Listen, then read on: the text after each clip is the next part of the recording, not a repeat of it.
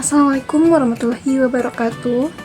Halo semuanya, perkenalkan nama saya Hani Sylvia Oktaviani dari kelas C224 Prodi S1 Akuntansi dengan NIM 1022461. Hari ini kita bakal bahas sesuatu yang sangat fundamental dalam Islam, yaitu syahadatain.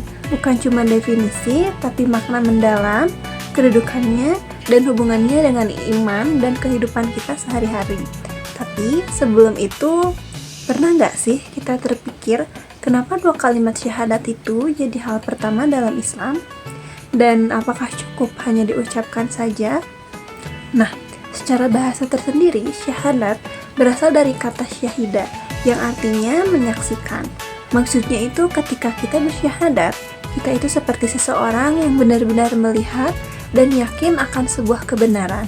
Syahadat bukan cuma ucapan, tapi ada 4 makna penting di dalamnya, yaitu yang pertama ada pemberitahuan, kemudian penjelasan, keyakinan, dan sumpah atau komitmen.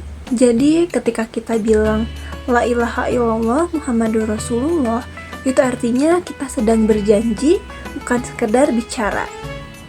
Syahadat adalah rukun Islam yang pertama. Artinya, semua ibadah kita itu berdiri di atas syahadat. Bayangkan, Islam seperti bangunan. Syahadat adalah pondasinya. Kalau pondasinya lemah, bangunan pasti runtuh. Atau seperti pohon, yaitu syahadat itu akarnya. Nah, jadi kalau akarnya kuat, pohonnya akan kokoh, buahnya juga baik.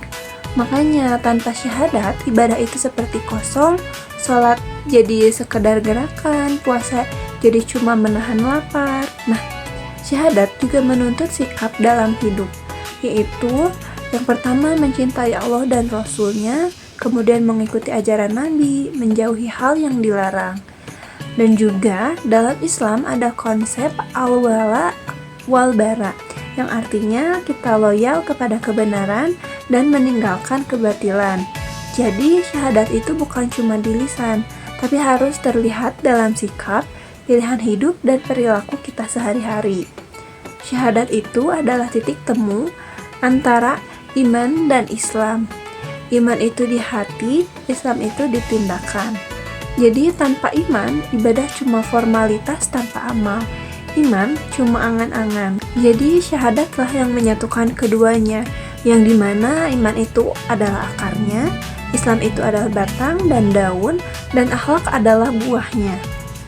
Dan menjadi muslim itu bukan instan, ada prosesnya. Yang pertama yaitu mendengar dakwah, yang kedua memahami, yang ketiga meyakini, yang keempat menerima dalam hati, kemudian mengucapkan syahadat, yang keenam mengamalkan, dan yang ketujuh adalah istiqomah.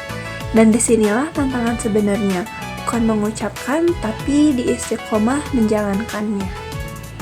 Jadi syahadatain itu bukan sekedar kalimat, tapi adalah keyakinan, janji, dan arah hidup kita sebagai muslim.